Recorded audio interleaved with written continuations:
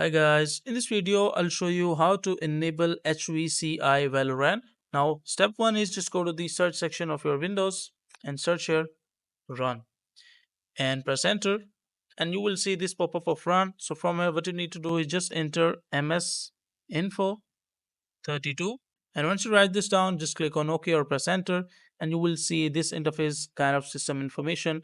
So from here what you need you can do is just scroll down at the end and you will see an option of Hyper-V virtualization enabled in firmware.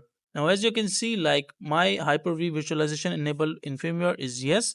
Now in your case it might be set to no. So what you can do is just go to the search section of your Windows and search here security and you will see a pop-up like Windows security. Just click on this one and let it load, and from here just go to the device security, go to this section device security, and from here just click on core isolation details, and from here as you can see, like my memory integrity is turned off. Now in your case, if it is turned on, turn it back off, and if it is turned off, turn it on.